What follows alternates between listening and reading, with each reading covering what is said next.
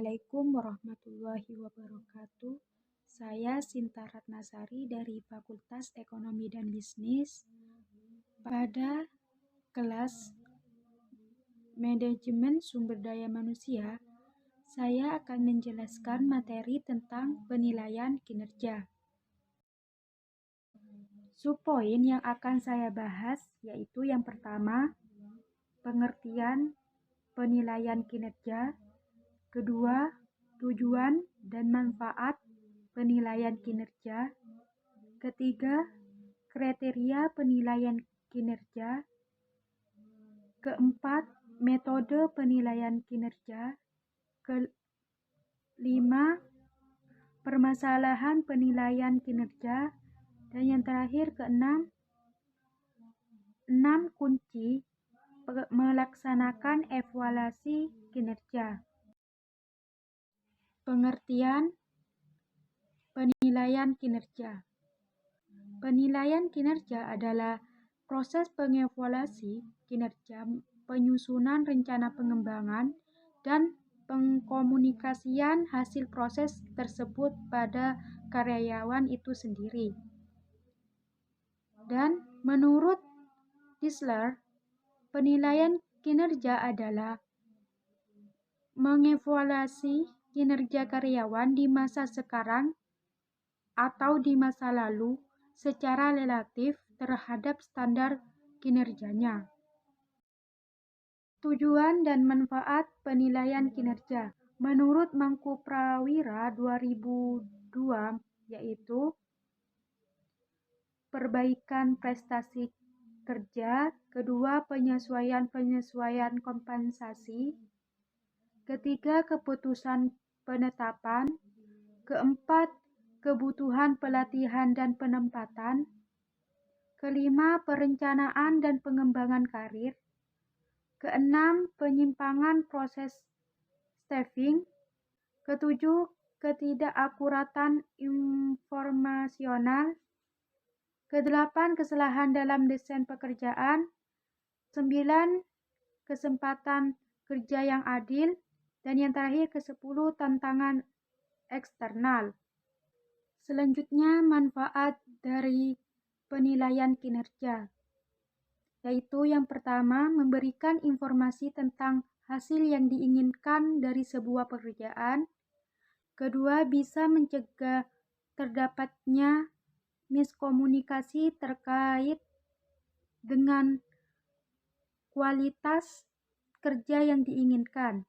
Ketiga, menciptakan peningkatan produktivitas karyawan sebab ada feedback untuk karyawan berprestasi. Keempat, menghargai setiap kontribusi. Dan yang terakhir, kelima, membuat komunikasi dua arah antara manajer dengan karyawan. Kriteria penilaian kerja. Ada 3 macam kriteria penilaian kinerja, yaitu pertama, hasil kerja individu, kedua, perilaku, dan yang terakhir ketiga, traits. Yang pertama, hasil kerja individu. Jika hasil kerja adalah aspek kerja yang diutamakan pada jabatan tersebut, maka hasil kerja individu dapat dijadikan kriteria penilaian. Kedua, perilaku. Pada banyak jabatan, sulit menentukan keluaran tertentu yang dapat dijadikan kriteria penilaian. Pada jabatan semacam ini, pihak manajemen dapat menggunakan perilaku sebagai kriteria penilaian, sebab perilaku merupakan faktor penentu aktivitas kerja karyawan. Perilaku yang dinilai tidak selalu perilaku yang secara langsung berkaitan dengan produktivitas. Yang penting perilaku tersebut membantu efektivitas kerja organisasi. Yang ketiga, traits. Traits adalah karakteristik individu yang sering tampil dan menggambarkan tingkah laku individu. Metode penilaian kinerja.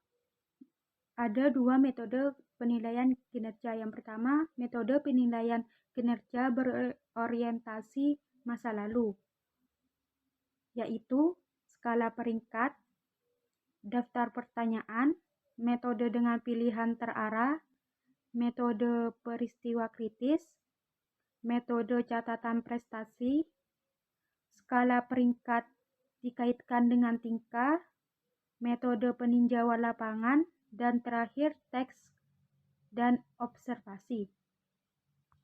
Yang pertama, skala peringkat. Penilaian prestasi di mana para penilai diharuskan melakukan suatu penilaian yang berhubungan dengan hasil kerja karyawan dengan skala-skala tertentu, mulai dari yang paling rendah sampai dengan yang paling tinggi. Kedua, daftar pertanyaan. Metode ini menggunakan formulir isian yang menjelaskan aneka macam tingkat perilaku bagi suatu pekerjaan tertentu. Ketiga, metode dengan pilihan terarah. Salah satu sasaran dasar pendekatan pilihan ini adalah untuk mengurangi dan menyingkirkan kemungkinan berat sebelah penilaian dengan memaksakan suatu pilihan antara pertanyaan-pertanyaan deskriptif yang kelihatannya memiliki nilai yang sama. Keempat, metode peristiwa kritis. Metode ini merupakan pemilihan yang mendasarkan pada catatan yang dibuat penilai atas perilaku karyawan yang sangat kritis, seperti yang sangat baik atau sangat jelek di dalam melaksanakan pekerjaan. Kelima, metode catatan prestasi. Metode ini berkaitan erat dengan metode peristiwa krisis, yaitu catatan penyempurnaan yang banyak digunakan oleh profesional. Keenam, skala peringkat dikaitkan dengan tingkah laku. Metode ini merupakan suatu cara penilaian prestasi kerja karyawan untuk kurun waktu tertentu di masa lalu dengan mengkaitkan skala peringkat prestasi kerja dengan perilaku tertentu. Ketujuh, metode peninjauan lapangan, yaitu penilaian turun ke lapangan bersama-sama dengan ahli dari SDM. Kedelapan, tes dan observasi prestasi kerja. Berdasarkan pertimbangan dan keterbatasan, penilaian prestasi dapat didasarkan pada tes pengetahuan dan keterampilan berupa tulisan dan peragaan. Syaratnya tes harus valid dan reliable. Selanjutnya, metode penilaian kinerja berorientasi masa depan, yaitu pertama, penilaian diri sendiri, kedua, manajemen berdasarkan sasaran, ketiga, implikasi penilaian kinerja individu, keempat, penilaian dengan psikolog, dan yang terakhir kelima, pusat penilaian. Yang pertama, penilaian diri sendiri, yaitu penilaian yang dilakukan oleh karyawan sendiri dengan harapan karyawan tersebut dapat lebih mengenal kekuatan dan kelemahan dirinya sendiri sehingga mampu mengidentifikasi aspek-aspek perilaku kerja yang perlu diperbaiki pada masa yang akan datang. Kedua, manajemen berdasarkan sasaran. Manajemen berdasarkan sasaran merupakan suatu bentuk penilaian di mana karyawan dan penyelia bersama-sama menetapkan tujuan-tujuan atau sasaran-sasaran pelaksanaan kerja karyawan secara individu di waktu yang akan mendatang. Ketiga, implikasi penilaian kinerja individu dengan pendekatan MBO. MBO digunakan untuk menilai kinerja karyawan berdasarkan keberhasilan mereka dalam mencapai tujuan yang telah ditetapkan melalui konsultasi dengan atasan mereka. Keberhasilan dari penilaian kinerja tergantung pada pendekatan yang konsisten untuk mendapat perbandingan hasil ukuran dan standar yang jelas. Selain penilaian harus bebas dari bias. Keempat, penilaian dengan psikolog. Penilaian ini menggunakan psikolog untuk melakukan penilaian potensi-potensi yang akan datang, bukan kinerja masa lalu. Dan yang terakhir, kelima, pusat penilaian.